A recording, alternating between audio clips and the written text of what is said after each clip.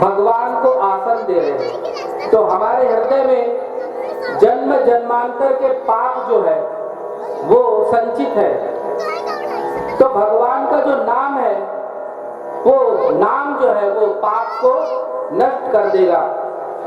जब ही नाम हृदय धरा भया पाप का नाश, मानो चिंगारी आग की परी पुराने घास। पुराने घास में अगर एक भी चिंगारी लग गई तो घास तुरंत ही जल करके राख हो जाता है। ऐसे ही भगवान के नाम में वो शक्ति है कि एक नाम ले ले तो अनेक जन्मों के जो पाप है वो नष्ट हो जाते हैं। तो आइए हम भी मन और वाणी को पवित्र करने के लिए भगवान नाम का आश्रय लेते हैं। राधे राधे गोविंद गोविंद राधे राधे राधे गोविंद गोविंद राधे।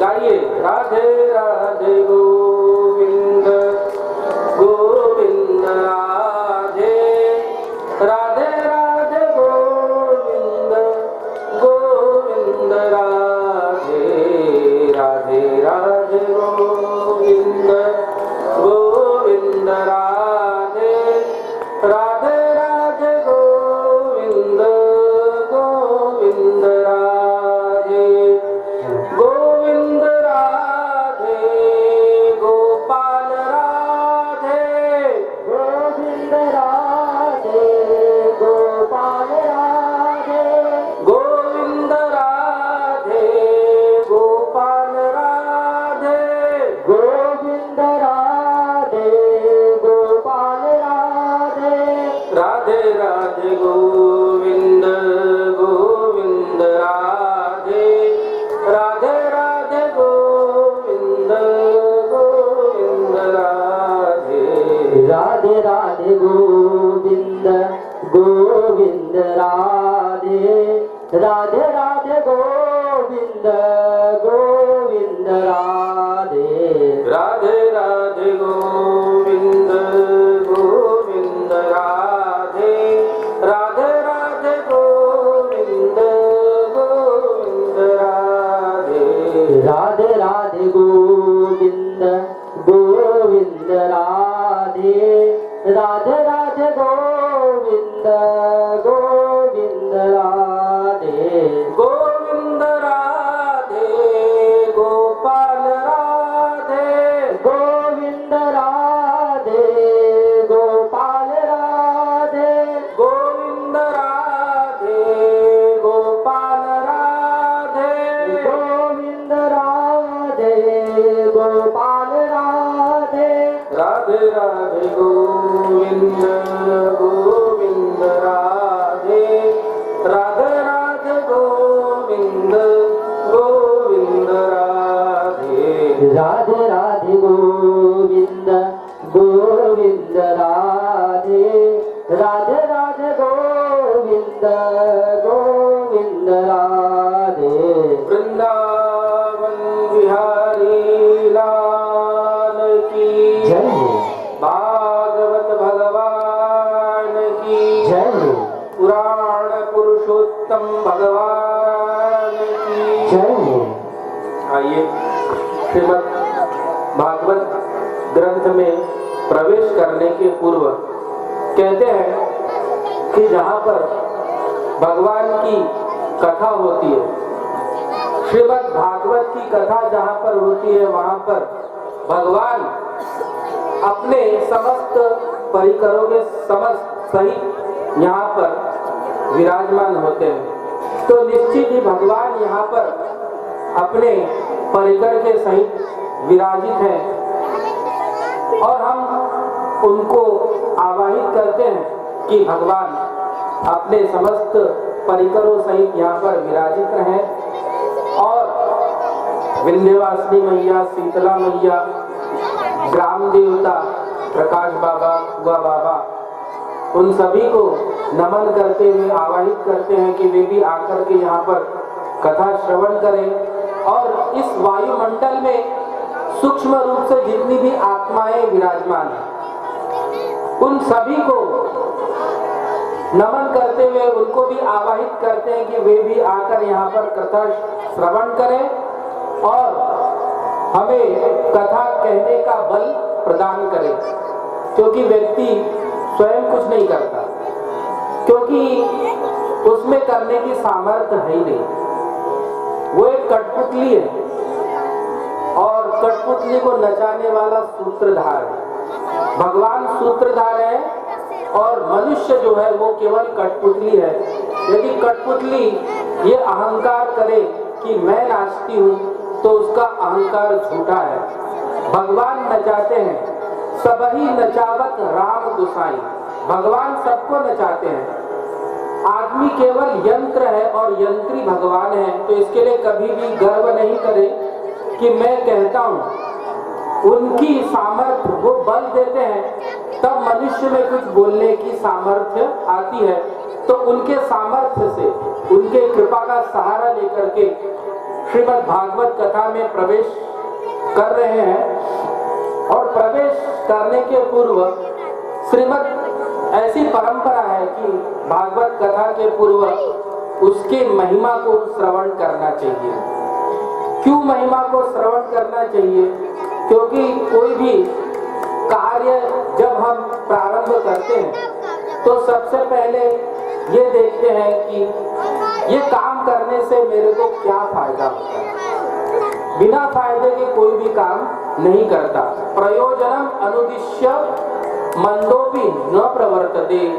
कोई मंद से मंद व्यक्ति भी, बुद्धिहीन व्यक्ति भी कोई भी काम जब प्रारंभ करता है तो सबसे पहले ये देखता है कि हमको इस काम से क्या फायदा मिलेगा। तो और इसकी महिमा क्या है? जब तक महिमा का ज्ञान नहीं होगा तो श्रद्धा नहीं बैठेगी। जाने बिन न होए परतीति, बिन परतीति होए नहीं प्रीति। जाने बिन न होए परतीति। जब हम किसी वस्तु को जानेंगे, उसके प्रभाव को जानेंगे, तब हमारी उस वस्तु के प्रति श्रद्धा उत्पन्न होगी। और श्रद्धा जब तक उत्पन्न नहीं होगी, हमारा विश्वास पुष्ट नहीं होगा, हमारा विश्वास दृढ़ नहीं होगा। तो विश्वास दृढ़ करने के लिए पहले श्रीमद् भागवत कथा का महात्म्य बताया जाता है। प्रायः 2 पुराणों में श्रीमद् भागवत के महात्म्य का कथन किया गया है। पहला है पद्म पुराण में श्रीमद् भागवत का महात्म्य कहा गया है। दूसरा स्कंद पुराण में श्रीमद् भागवत का महात्म्य कहा गया है। आइए हम लोग पद्म पुराणांतर्गत जो महात्म्य है उसको श्रवण करते हैं। दूसरा, यह पुराण 7 दिन में ही क्यों श्रवण करना चाहिए, इससे हमको लाभ क्या होगा, यह सब महात्मा के माध्यम से हम सबको मालूम पड़ेगा। कोई भी कार्य प्रारंभ करते हैं तो सबसे पहले मंगलाचरण करते हैं।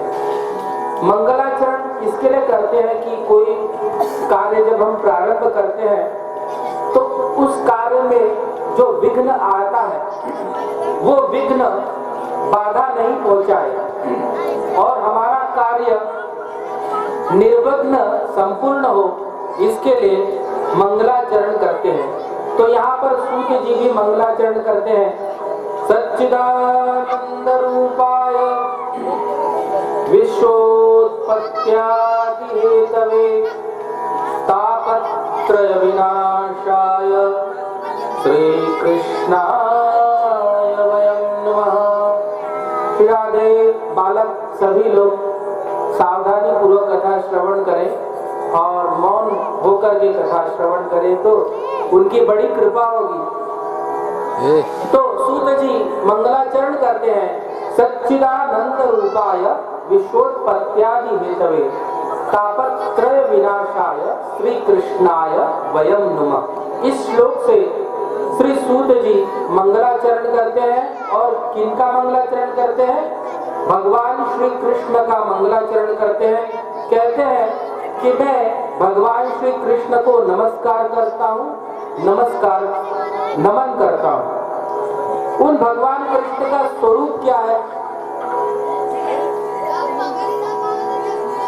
तो स्वरूप बताते हैं कि भगवान का स्वरूप है सच्चिदानंद रूपाय। भगवान सच्चिदानंद स्वरूप वाले हैं। देखिए, सच्चिदानंद जो शब्द है वो 3 शब्द से मिलकर के बनता है, सत, चित और आनंद।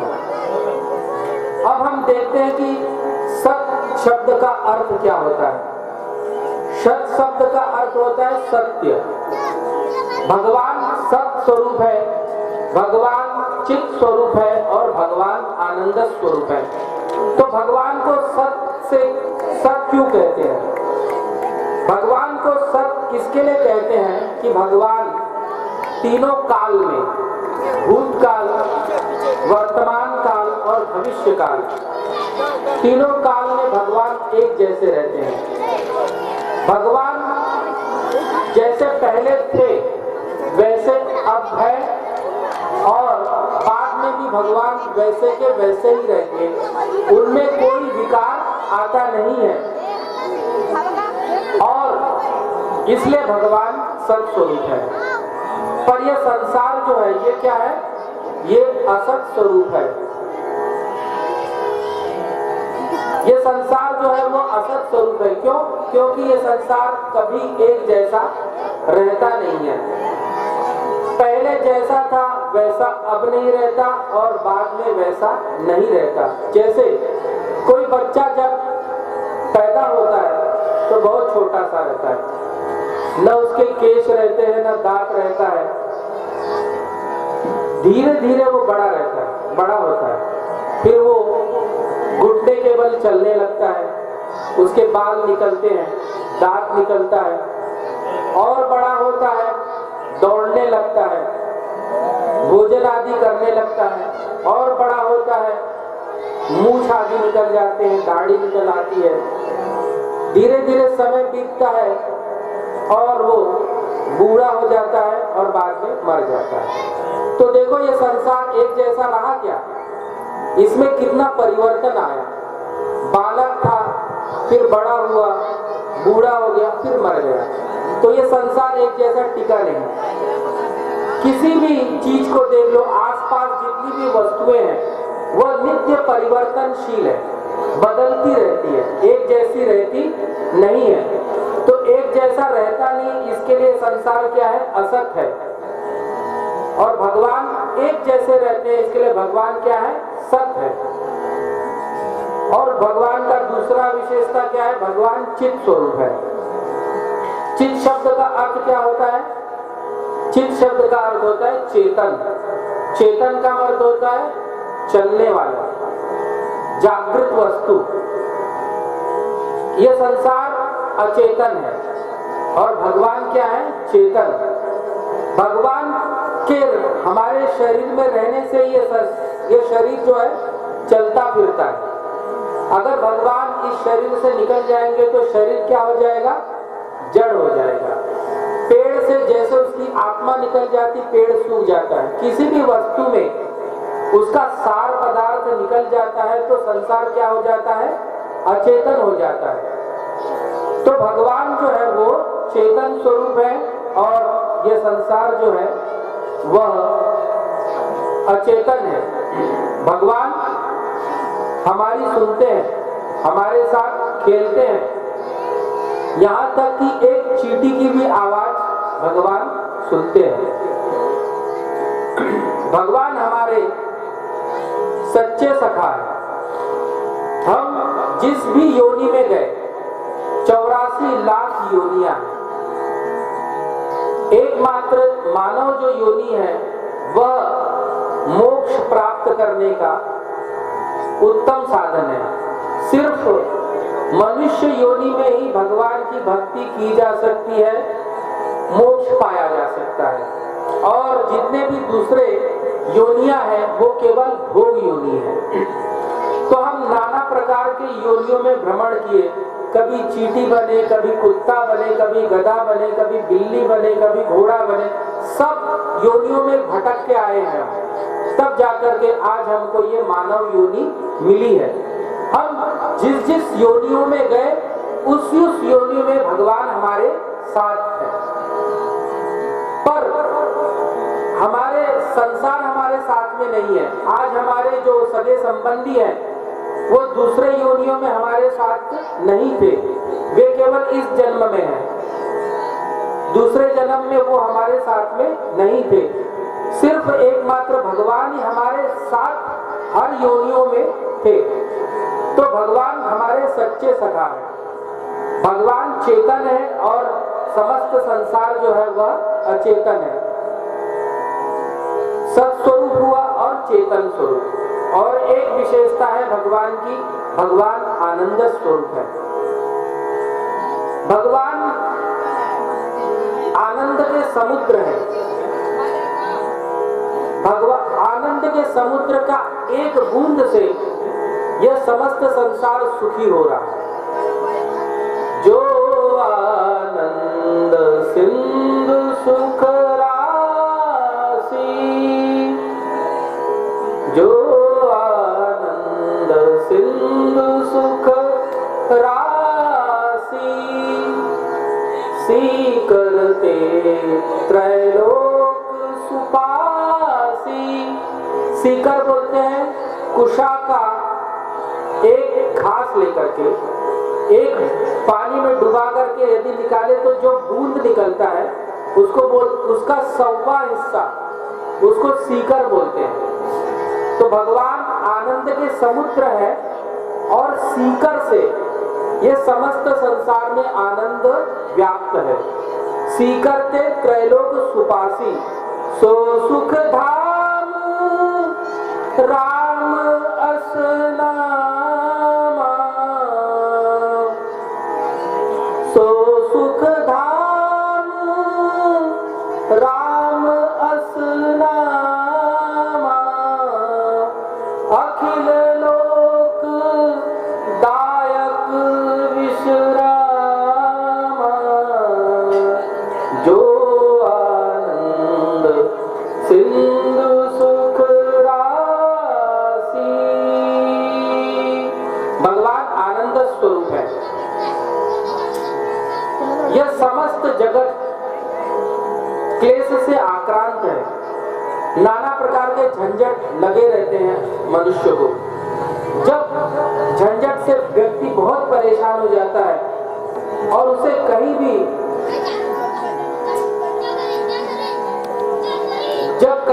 उसे रास्ता नजर नहीं आता तो वो एकमात्र उसको सहारा दिखता है कि भगवान की शरण। वो सोचता है कि भगवान के शरण में जाने पर मुझको शांति मिलेगी। क्यों? क्योंकि भगवान आनंद स्वरूप है। यह है भगवान का स्वरूप। भगवान सच्चिदानंद स्वरूप है। अब भगवान की दूसरी विशेषता कि भगवान सच्चिदानंद स्वरूप है। भगवान का कार्य क्या है? भगवान करते क्या है? विश्वोत्पत्त्यादि हेतवे, भगवान विश्व की उत्पत्ति करते हैं, उसका पालन पोषण करते हैं और प्रलय में पूरे विश्व का संहार करते हैं। तो मतलब जगत का एकमात्र कारण भगवान है। भगवान से यह जगत उत्पन्न होता है। भगवान ही इस जगत का पालन पोषण करते हैं और भगवान ही अंत में समस्त जगत को विनाश कर देते हैं। अच्छा, भगवान की हम उपासना करें, भगवान की भक्ति करें तो हमको लाभ क्या मिलेगा? क्योंकि कोई भी व्यक्ति है ना, बिना काम किए, बिना फायदा देखे कोई भी कार्य नहीं करता। पूछेगा कि हम भगवान की उपासना करें, भगवान की भक्ति करें तो हमको फायदा क्या होगा? तो बोलते हैं तापत्रय विनाशाय यदि हम भगवान की भक्ति करेंगे तो हमारे जो तीनों ताप हैं वह नष्ट हो जाएंगे। तीन ताप क्या है? आध्यात्मिक ताप, आधि भौतिक ताप और आधि दैविक ताप। दैहिक दैविक भौतिक तापा राम राज काहू नहीं व्यापा। भगवान राम के राज्य में ये तीनों ताप किसी को व्याप्त नहीं थे। आध्यात्मिक ताप किसको कहते हैं? ये शरीर में जो भी पीड़ा आती है, रोग होता है, शारीरिक रोग और मानसिक रोग, ये दोनों ही आध्यात्मिक ताप है। तो भगवान की शरण ग्रहण करने से हमारे आध्यात्मिक ताप जो है वो नष्ट हो जाते हैं। दूसरा है आदि दैविक ताप।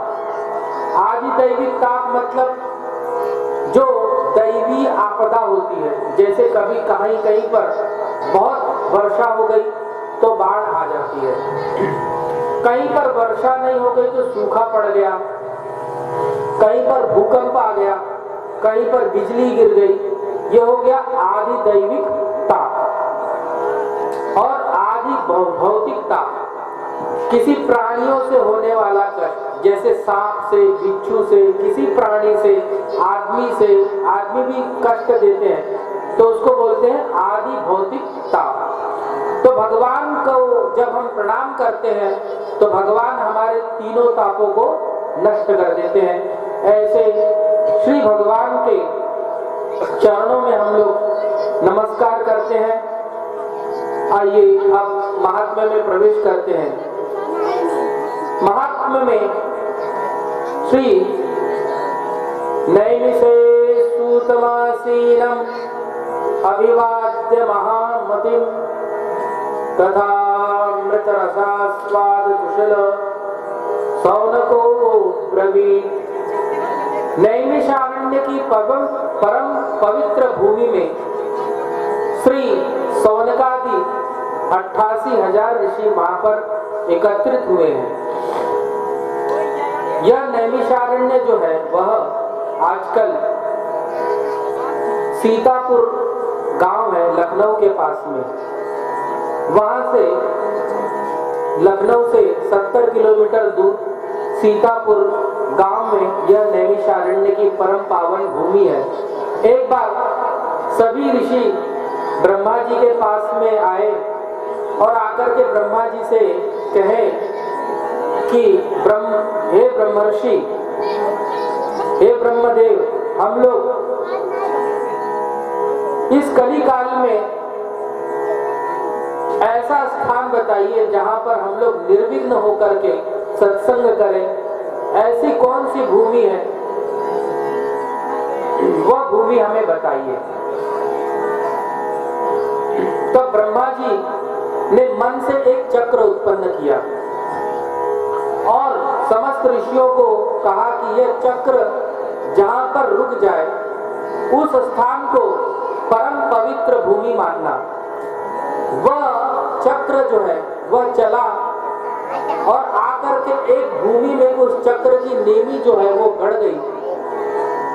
तो जिस स्थान पर उसकी नेमी गड़ी, अरण्य, एक वन में उसकी नेमी गड़ी, तो उस स्थान का नाम पड़ गया नैमिषारण्य। आज भी वहां पर जहां पर वह नेमी गड़ी है एक सरोवर है, कुंड है। उस कुंड की गहराई आज तक कोई नाप नहीं सका, उसको चक्र तीर्थ बोलते हैं। तो उस नैमिषारण्य के परम पावन क्षेत्र में सभी ऋषि वहां पर एकत्रित हुए। उन ऋषियों में श्री सौनक जी वृद्ध है, ज्ञान वृद्ध है और सब प्रकार के ज्ञान से संपन्न है। उन्होंने श्री सूत जी को एक ऊंचे आसन पर विराजमान किया और उनका आदर सत्कार करते हुए उनसे प्रार्थना की, अज्ञान ध्वांत विध्वंस कोटि सूर्य समप्रभ सूताख्यायि कथासारम मम कर्ण रसायनम। देखिए सौनक जो ऋषि है वह ज्ञान में भी वृद्ध है और आयु में भी वृद्ध है, जबकि सूत जी आयु में उनसे छोटे हैं, फिर भी सूत जी को वो प्रणाम करते हैं। वो क्यों प्रणाम करते हैं? क्योंकि वो कथामृत रसास्वाद कुशल। यदि किसी को किसी चीज का रस है तो वो रस जहां पे भी मिलता हो तो छोटा बड़ा देखेगा नहीं, वहां पर उस रस को पीने के लिए चला जाएगा। तो सूत ये सौनक जी हैं, वो भगवान के कथा सुनने में इतने रसिक हैं कि आयु में छोटे होते भी सूत जी को व्यासपीठ पर विराजमान करके उनसे प्रार्थना करते हैं कि हे सूत जी, अज्ञान रूपी अंधकार जो है उसको नष्ट करने के लिए आपके पास में करोड़ों सूर्य के समान ज्ञान विराजमान है। देखिए, ये संसार का जो अंधकार है उसको तो उसका नाश सूर्य कर सकता है। सूर्य जो है वो संसार के अंधकार को दूर कर सकता है, पर व्यक्ति के हृदय में स्थित अंधकार को सूर्य दूर नहीं कर सकता। वह हृदय के अंधकार को तो कोई ज्ञानवृत्त ही, कोई ज्ञानवान ही उस अंधकार को दूर कर सकता है। तो सौनक जी कहते हैं कि हे श्री सूत जी महाराज, अज्ञान रूपी अंधकार को दूर करने के लिए आपके पास में करोड़ों सूर्य के समान ज्ञान विराजमान है, तो उस ज्ञान की एक किरण हम सभी लोगों के मानस पटल पर डाल दीजिए, ताकि हम लोगों की अज्ञान की निवृत्ति हो। आप ऐसी कथा कहिए सार गर्भित, जो कि कान के लिए रसायन हो। देखिए, औषधि बहुत प्रकार की होती है।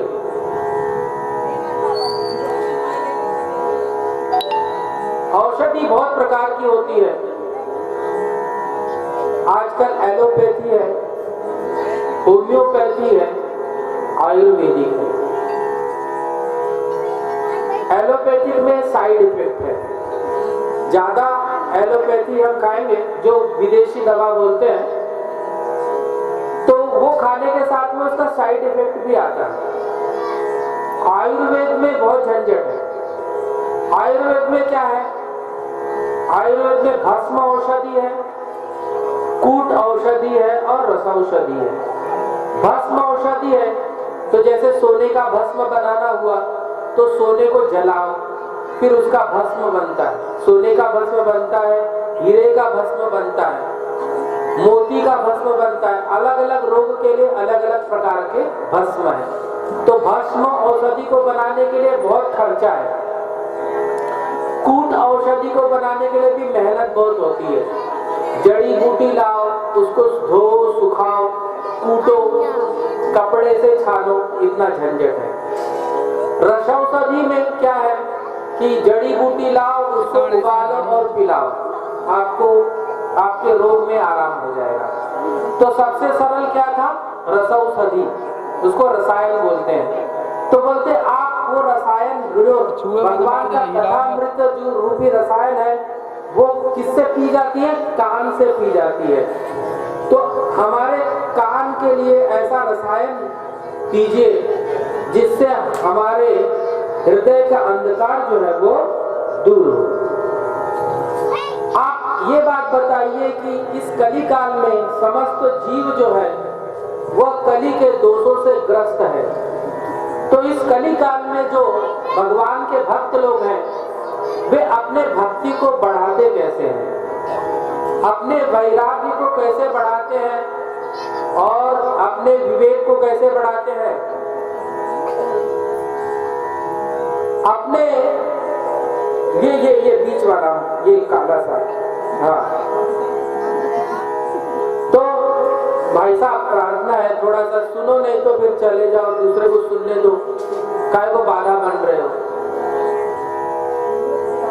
यह इस कली काल में जो भक्त लोग हैं अपने माया मोह का निराकरण कैसे करते हैं, क्योंकि इस कलिकाल में समस्त जीव जो है वो आसुरी भाव को प्राप्त हुए हैं और समस्त जीव जो है वो किसी न किसी झंझट में फंसा रहता है और क्लेश उसको लगा रहता है। तो इस जीव के उद्धार का सबसे सरल उपाय क्या है?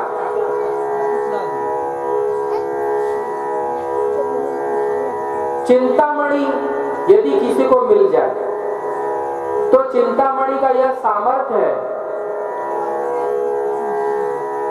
आपके पास में चिंतामणि हो और आप उस मणि को लेकर के जो चीज सोचो वो आपके पास में आ जाएगी। ये चिंतामणि का सामर्थ्य है। तो चिंतामणि से ये लौकिक जितनी भी सुख सुविधाएं हैं वो आपको मिल जाएगी केवल चिंता करने से। वो मणि आपके हाथ में हो और आप जिस वस्तु की कामना करें वो आपके समक्ष आकर के उपस्थित हो जाएगी। ये चिंतामणि का सामर्थ्य है। और कल्प वृक्ष का क्या सामर्थ्य है? कल्प वृक्ष के नीचे बैठ करके आपको स्वर्ग की जितनी भी संपदाएं हैं वह सब प्राप्त हो जाएंगी। पर यदि चिंतामणि से बोलो कि हमको भगवान की प्राप्ति करा देवे, भगवान की भक्ति प्राप्त करा देवे, कल्प वृक्ष से यदि ये मांगे कि हमको भगवान की भक्ति प्रदान करें, भगवान को प्रदान करें, तो चिंतामणि में और कल्प वृक्ष में यह सामर्थ्य नहीं है।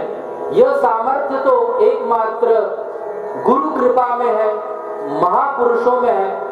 वह कृपा करेंगे तो सहज में भगवान की भक्ति और भगवान को वो प्राप्त करा सकते हैं। जब इस प्रकार श्री सौनक जी ने सूत जी से प्रार्थना करी तब श्री सूत जी कहते हैं, हे सौनक आदि ऋषियों, मैं अब आपको वो कथा सुनाने जा रहा हूं जिसको सुन करके मनुष्य के जीवन में भक्ति का प्रवाह एकदम बहने लगेगा और भगवान तुरंत प्रसन्न हो जाएंगे।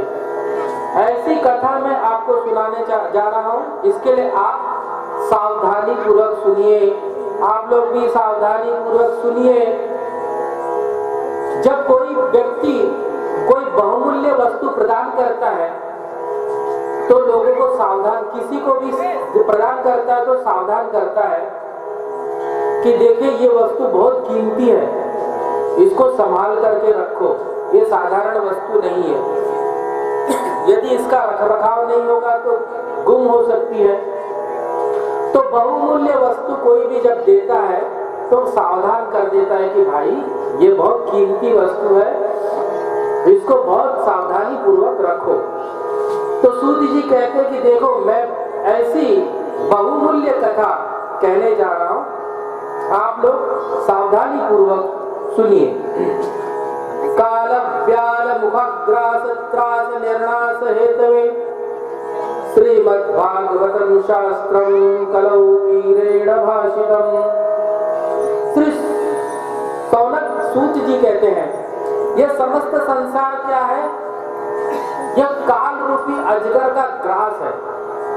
काल रूपी अजगर ने इस समस्त संसार को यह काल रूपी अजगर समस्त संसार को लील रहा है। धीरे धीरे सब लोग मृत्यु के मुख में चले जा रहे हैं। आज इसका नंबर है, कल किसी और का नंबर है, पर नंबर सबका आता है। तो यह समस्त संसार जो है काल रूपी अजगर से ग्रसित है। अभी अभी हम लोग एक महामारी से उबर रहे हैं जिसका नाम कोरोना।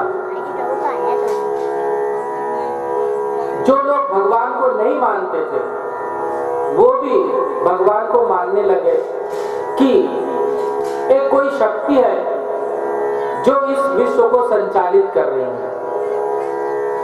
जो वैज्ञानिक लोग थे वो अपने विज्ञान पर ही बहुत इतरा रहे थे कि विज्ञान के आगे कुछ नहीं है, विज्ञान ही सब कुछ है। पर वो कोरोना नामक महामारी में उनका विज्ञान भी धरा रह गया। सब विज्ञान फेल हो गया, कोई विज्ञान काम नहीं आया। तो ये समस्त संसार जो है काल रूपी अजगर से ग्रसित है।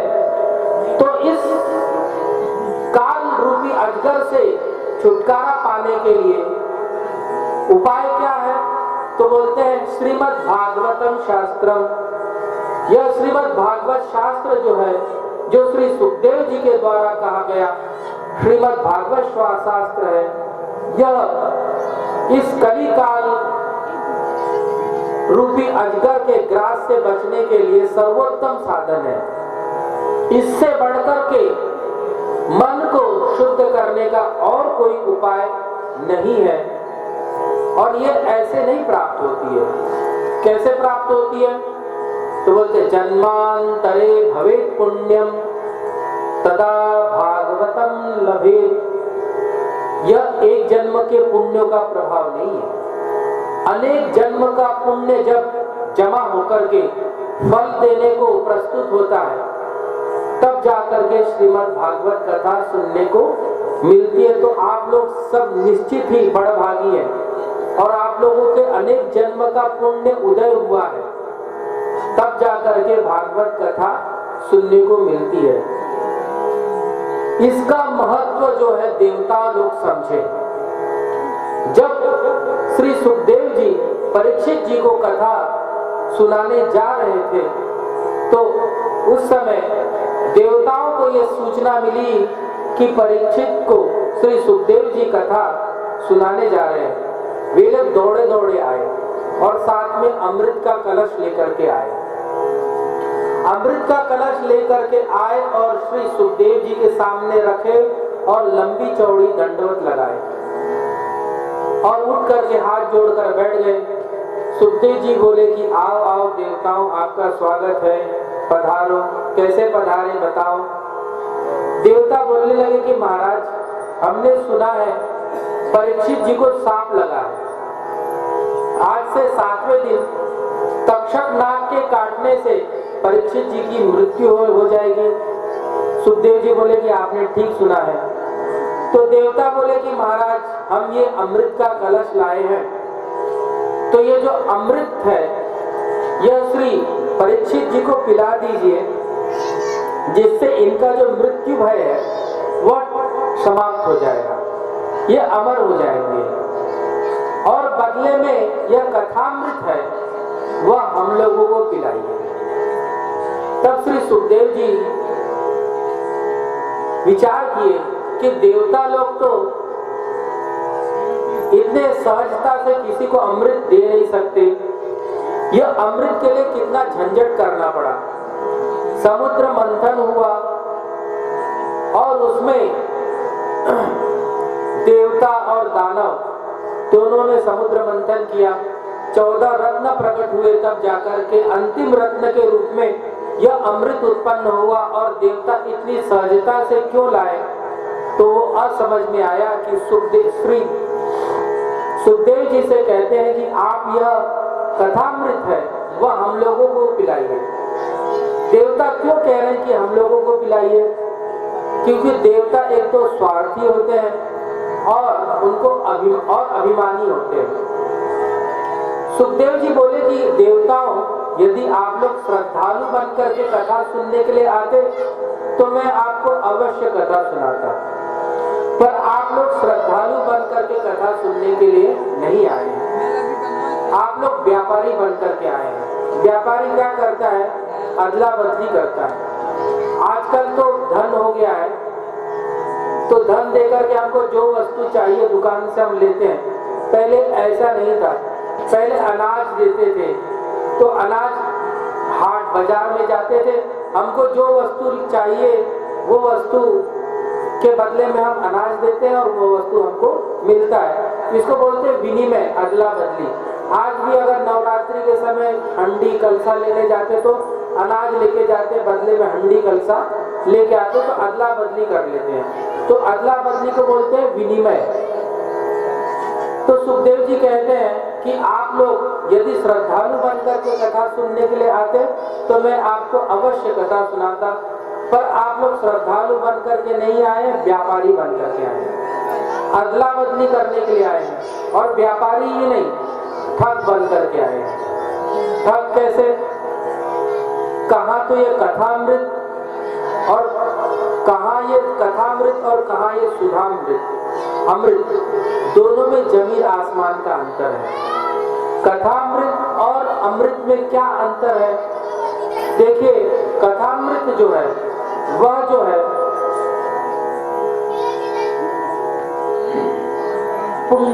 कथामृत जो है वह कल्मश को दूर करता है। जो कथा सुनता है उसके पाप नष्ट होते हैं। तो यह कथामृत जो है कल्मषापहम, कल्मश का अपहरण करने वाला है, पापों को नष्ट करने वाला है। कथामृत में यह सामर्थ्य है। और जबकि वह अमृत है वह पुण्यापहम, पुण्य को नष्ट करने वाला है। कैसे? जब व्यक्ति पुण्य करता है और पुण्य के प्रभाव से स्वर्ग लोक में जाता है तो स्वर्ग में उसको अमृत सूंघने को मिलता है। तो सूंघते सूंघते जितना सूंघता है वैसे वैसे उसका पुण्य घटता जाता है। और जब पुण्य खत्म हो जाता है तो उसको ढकेल दिया जाता है, वो फिर मृत्यु लोक में जन्म लेता है। तो देखो, अमृत के बदले में उसका पुण्य खर्चा हुआ कि नहीं? पुण्य समाप्त हुआ। तो ये अमृत जो है वो पुण्य को नष्ट करने वाला है और कथामृत जो है वो कल्मश को नष्ट करने वाला है। और कथामृत जो है वह निष्पक्ष है, पक्षपात नहीं करता। और अमृत जो है वो पक्षपात करता है। कैसे? जो पुण्यात्मा है उसी को ही अमृत मिलेगा, पापात्मा को अमृत नहीं मिलेगा। जब पुण्य करने के बाद में स्वर्ग लोग जाएंगे तब जाकर के अमृत मिलेगा। तो पुण्यात्मा को ही स्वर्ग का अमृत मिलेगा और किसी को नहीं। तो यह जो अमृत है वह पक्षपात करता है, सबके लिए सुलभ नहीं है। और ये कथामृत जो है वह पक्षपात नहीं करता है, चाहे इसमें पुण्यात्मा हो चाहे पापात्मा हो, कोई भी हो, यहाँ पर आकर बैठा और उसका पाप नष्ट हो गया। तो ये कथामृत जो है वह पक्षपात नहीं करता, सबके लिए सुलभ है। जैसे गंगा बहती है कोई भी हाथ धो ले, ऐसे ही यह भागवत रूपी भागीरथी बह रही है, कोई भी आकर के इसका लाभ ले सकता है। और यह कथामृत जो है वह दिव्य जीवी बनाता है और अमृत दीर्घ जीवी बनाता है। कथामृत अभयत्व प्रदान करता है और अमृत अमरत्व प्रदान करता है। तो दोनों में जमीन आसमान का अंतर है। क्व काच क्व मणि, जैसे कांच और मणि में जमीन आसमान का अंतर है, ऐसे ही भगवान की यह कथामृत जो है, भगवान की जो कथा है और स्वर्ग का जो अमृत है, दोनों में जमीन आसमान का अंतर है। तो श्री सुखदेव जी ने कहा कि देवताओं, तुम लोग ठग बन करके आए हो, इसलिए तुम लोग कथामृत सुनने के अधिकारी नहीं हो। दूसरा कि देवता लोग कहते हैं कि केवल हमको ही अमृत पिलाओ और किसी को मत पिलाओ। क्यों? क्योंकि उनको मनुष्य के साथ में बैठने में अच्छा नहीं लगता। उनकी कोटि, उनकी जो योनि है, श्रेष्ठ योनि है, वो निम्न योनि वाले मनुष्य के साथ में बैठने में उनको अच्छा नहीं लगता, अभिमानी है। तो इसके लिए वे कहते हैं केवल हमको ही कथामृत श्रवण कराइए। इसके लिए सुखदेव जी ने उनको कथा सुनाया नहीं और उनको डांट करके भगा दिया। और देवता दुखी होकर के ब्रह्मा जी के पास में गए और ब्रह्मा जी के पास जाकर के बोला, जाकर के कहे कि हे ब्रह्मा जी महाराज, हम लोग उस मृत्यु लोक में श्री सुखदेव जी महाराज के पास में कथा श्रवण करने के लिए गए थे, पर श्री सुखदेव जी ने हमको कथा नहीं सुनाई और हमको डांट करके भगा दिया। तब ब्रह्मा जी विचार करने लगे कि श्री सुखदेव जी ने देवताओं को डांट करके क्यों भगा दिया। इस प्रकार विचार कर ही रहे थे कि 7वें दिन कथा समाप्त हुई और परीक्षित जी विमान में बैठ करके वैकुंठ लोक जा रहे थे और ब्रह्म लोक का भी अतिक्रमण करके वैकुंठ लोक जा रहे थे। ब्रह्मा जी ने अपने लोक से देखा कि परीक्षित जी विमान में बैठकर वैकुंठ जा रहे हैं। ब्रह्मा जी को बहुत आश्चर्य हुआ और उन्होंने सोचा कि यह कथामृत, यह भागवत का ऐसा प्रभाव कि 7 दिन कथा सुनी और कथा सुनने के बाद में वे वैकुंठ जा रहे हैं। तो ब्रह्मा जी ने अपने लोक में एक तराजू मंगाया और उस तराजू पे एक पलड़े पर श्रीमद् भागवत शास्त्र को रखा और अन्य दूसरे पलड़े पर जितने भी शास्त्र थे रखते गए। पर श्रीमद् भागवत शास्त्र जो है वो अपने प्रभाव के कारण भारी रहा और जितने भी दूसरे शास्त्र थे वो तौल में हल्के पड़ गए। तो ब्रह्मा जी ने घोषणा कर दी कि इस कली काल में श्रीमद् भागवत शास्त्र के अलावा और दूसरा कोई भी साधन नहीं है। कली काल में मुक्ति का सबसे सरल और सबसे श्रेष्ठ साधन श्रीमद् भागवत शास्त्र है। यद्यपि यह जो श्रीमद् भागवत शास्त्र है यह पहले ब्रह्मा जी ने नारद जी को सुनाया था, पर सप्ताह विधि से श्री सनकादियों ने नारद जी को पहली बार श्रवण कराया। तब फिर श्री सौनक जी कहते हैं कि 7 दिन तक नारद जी एक जगह बैठ करके कैसे कथा सुने, क्योंकि नारद जी को श्राप लगा है। नारद जी को दक्ष प्रजापति ने श्राप दिया है कि वो 2 घड़ी से अधिक एक जगह ठहर नहीं सकते। तो उस श्राप के प्रभाव से नारद जी तीनों लोकों में भ्रमण करते रहते हैं। तो सौनक जी पूछते हैं कि नारद जी को श्राप लगा है, तो नारद जी लोक विग्रह मुक्तस्य नारदस्य अस्थिरस्य, तो नारद जी ने एक जगह बैठ करके यह भागवत कथा कैसे सुनी। तब श्री सौनक जी कहते हैं, तब श्री सूत जी कहते हैं, एकदा ही विशालायाम चत्वारो ऋषयो मला सत्संगार्थं समायाता ददृस्तत्र नारदम। एक बार विशालापुरी में अर्थात बद्रीनाथ में चारों कुमार सनक, सनंदन, सनातन और सनत कुमार, यह चारों जो ऋषि हैं वह सत्संग करने की इच्छा से पधारे थे और वो सत्संग कर रहे थे। ये जो चारों जो ऋषि हैं यह इनका जो भोजन है वो कथा ही भोजन है।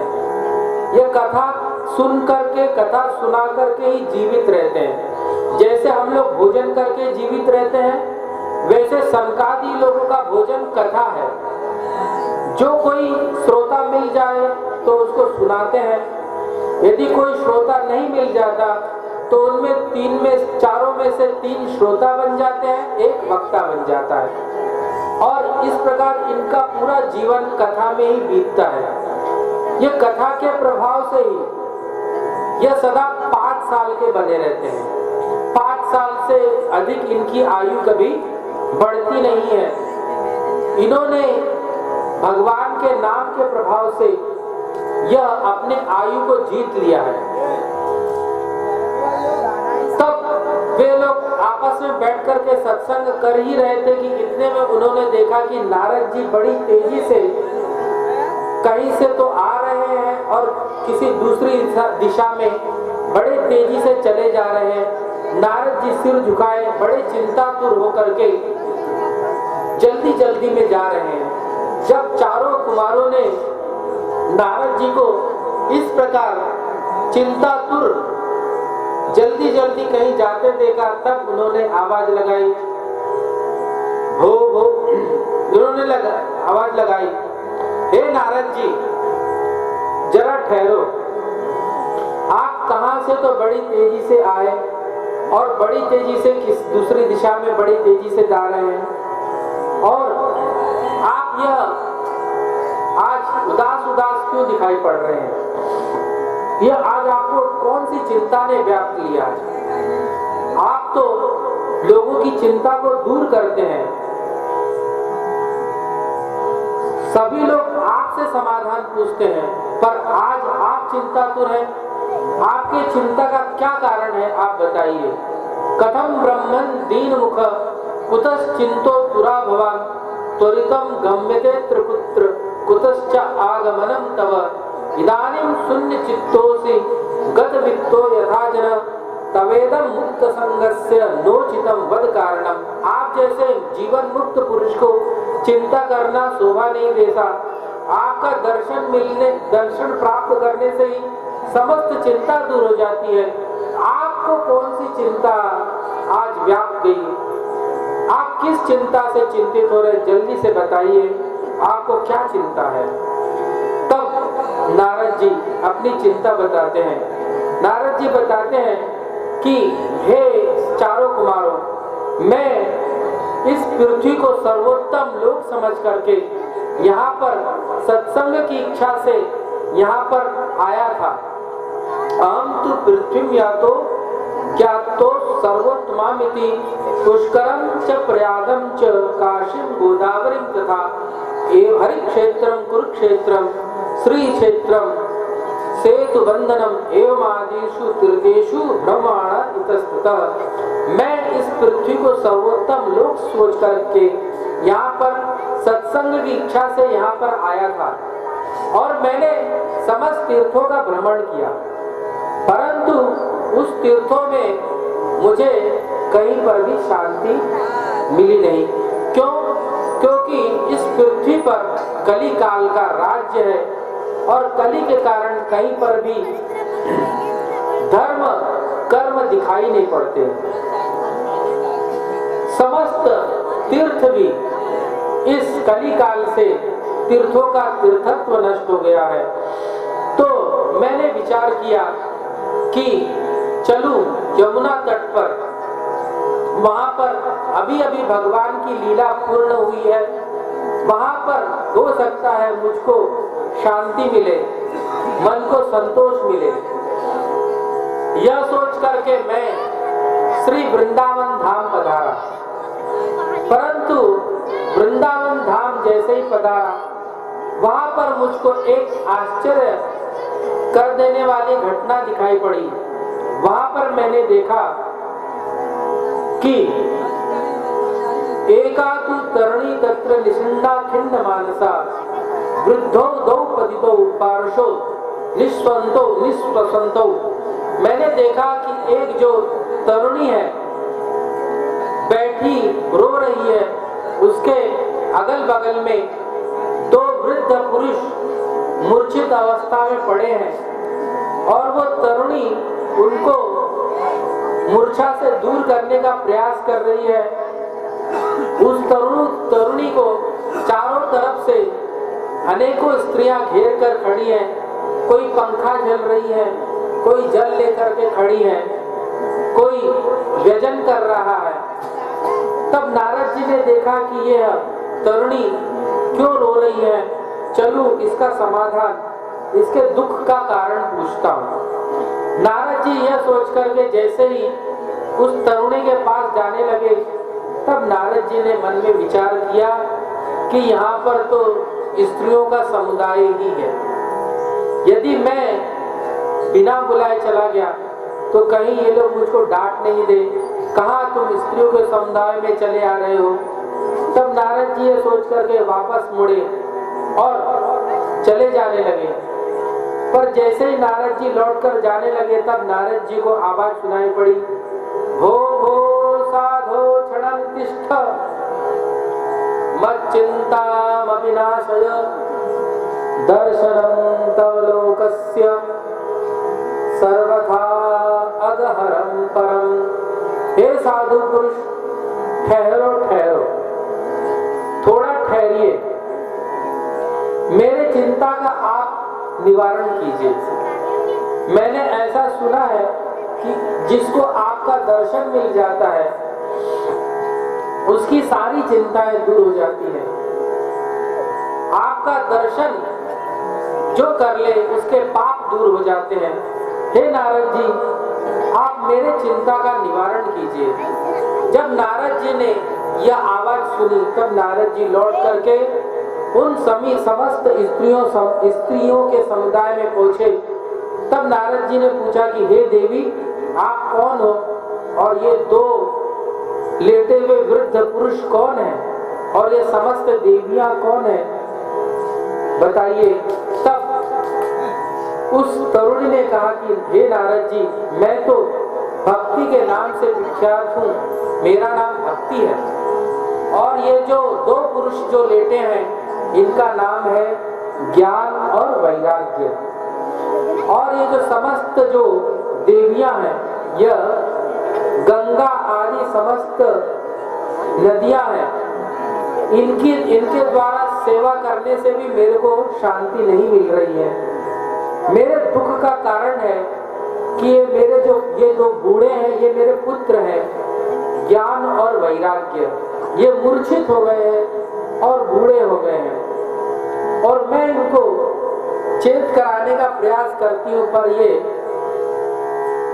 चेतन अवस्था को प्राप्त नहीं हो रहे हैं। मैं इनके मूर्छित अवस्था से दुखी हूँ। हे नारद जी, आप इनको होश में लाने का कोई उपाय कीजिए, और इनकी यह अवस्था कैसे हो गई ये आप मुझको बताइए। तब नारद जी ने ध्यान लगा करके देखा। नारद जी कहते हैं कि हे देवी, इनकी जो अवस्था है ज्ञान और वैराग्य की, इस दारुण कलिकाल के कारण ही ज्ञान और वैराग्य की ऐसी दशा हो गई है। भक्ति जी कहती है कि मैं भक्ति के नाम से प्रसिद्ध हूँ। मेरा जन्म कर्नाटक में हुआ था, द्रविड़ देश में हुआ था, और मैं कर्नाटक में थोड़ी बड़ी हुई, महाराष्ट्र में और बड़ी हुई, और गुजरात प्रदेश में आने पर मैं बूढ़ी हो गई। पर जैसे ही मैं वृंदावन धाम पधारी, मैं तो युवा हो गई और मेरे जो दो पुत्र हैं वे बूढ़े हो गए। तब नारद जी कहते हैं कि ये जो आपके जो पुत्र हैं ये कलिकाल के कारण ही बूढ़े हो गए हैं, इनको कोई पूछ नहीं रहा। ज्ञान वैराग्य को कोई नहीं पूछने के कारण भी ये लोग बूढ़े हो गए हैं। तब भक्ति महारानी बोली कि आप इनको चेतन अवस्था में लाने का प्रयास कीजिए। तब नारद जी बोलते हैं कि हे भक्ति महारानी, मैं इनको चेतना में लाने का प्रयास करता हूँ। नारद जी कहते हैं, हे देवी, आप खेद मत कीजिए, आप भगवान श्री कृष्ण के चरण का स्मरण कीजिए, वे आपके दुख को निश्चित ही दूर करेंगे। और आप तो भक्ति महारानी है, भगवान की अत्यंत प्रिया है। भगवान आपको भक्त आपको जहां पर भी बुलाता है, भगवान वहां पर ही चले जाते हैं, चाहे वो निम्न कुल के भी व्यक्ति हो, चाहे वो रैदास का घर हो, चाहे वो धन्ना का घर हो, चाहे ग्राह ने बुलाया हो, चाहे गजराज ने बुलाया हो, पर भक्ति महारानी जहाँ रहती है वहाँ भगवान अवश्य आते हैं। तो भक्ति महारानी, आप जहाँ रहते हैं वहाँ भगवान अवश्य आते हैं। मैं आपके दुख को दूर करने का उपाय करता हूँ। तब नारद जी उन दोनों पुरुष के कानों में कहने लगे, हे ज्ञान, हे वैराग्य, उठो। नारद जी के बहुत बोलने पर भी ज्ञान और वैराग्य उठ नहीं पाए, उनकी मूर्छा दूर नहीं हुई। तब